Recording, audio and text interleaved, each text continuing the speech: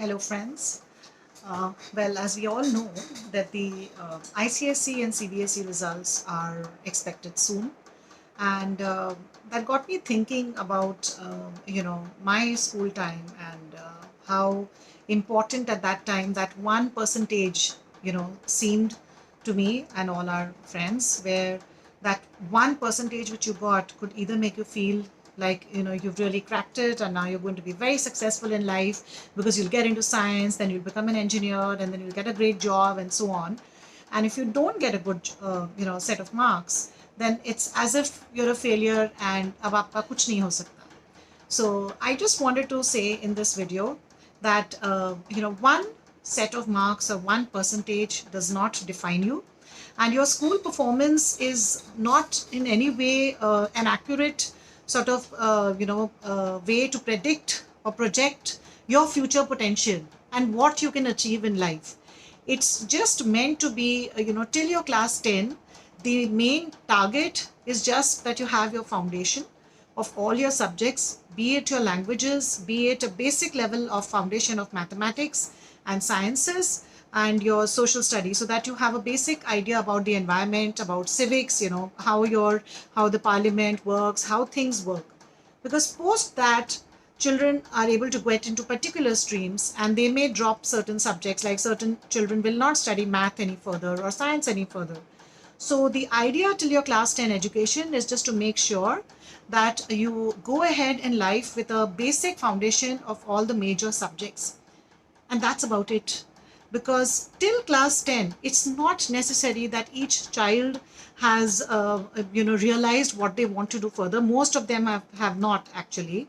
And so you're not really passionate about a certain subject, and you may do really poorly in a certain subject, and you never know, tomorrow you may be doing a PhD in that subject.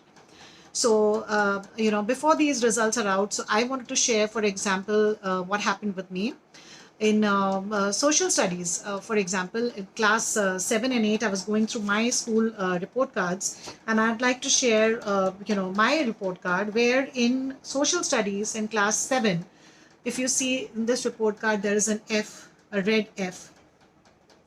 And I got that in class 6 also. Before that, so both class 6 and 7, I have a red F for my social studies. And so I could just give up on that and say that that's that. And if I had continued, obviously, either to get an F or just about scrape by passing marks, I wouldn't have gotten a good score in my class 10. But I was lucky. I had a change of teacher and then just worked hard at the subject. And in class 10, I got a 92. And I still remember when I went at aggregate at that time used to be quite low, so it's not in the 95 pluses as we see now.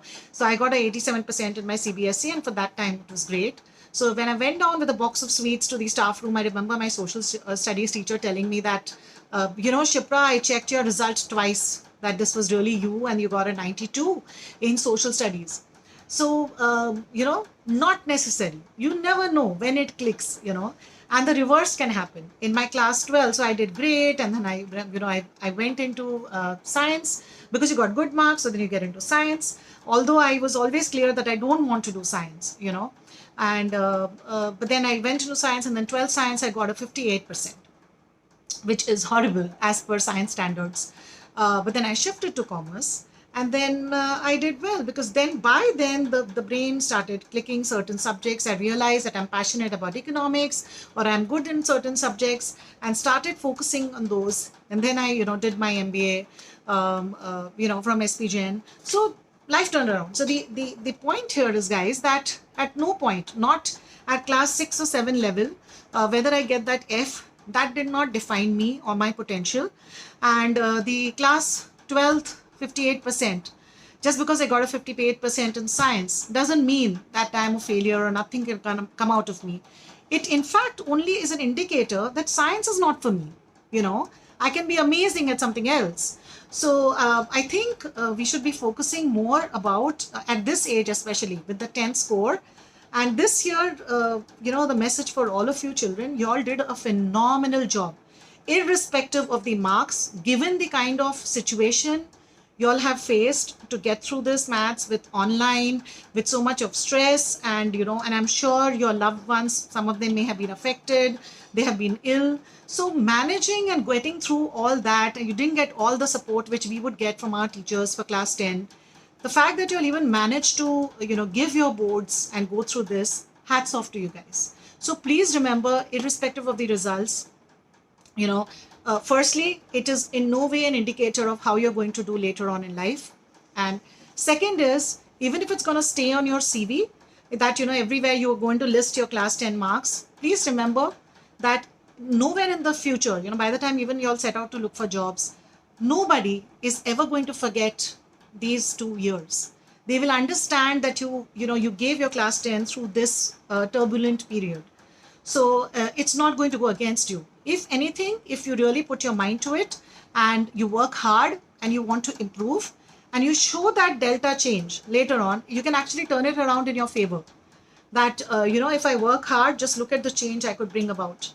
So if you don't do well in certain subjects, it's not you, it's probably the subject choice. So today there are tons of options available for as a career which is socially acceptable.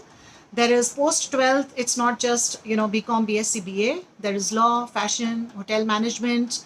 There's BBA. There is and even more. I mean, if people are more specific, BBA with data analytics, and so there's tons of options. Liberal arts for people who want to have a little bit of interdisciplinary sort of freedom, which is very similar to the US way of education. So I would say just sit down, and see which subjects are interesting you. There are tons of options. So this is not going to define you. This is just the best you could do on that particular day. You give the same set of exams again, and you may get a way better score. So all the best to all of you children. And no matter what your score, you guys have done a phenomenal job by being able to sit through those exams despite the turbulent period, despite the lack of full support you could get from your school, from your teachers, and from the parents who were also distracted. Usually they would have been more of a help, but they were taking care of, the house and everything else. And some of them, their jobs must have been affected. So all the best to all of you. But please remember, 1% does not define you. All the best.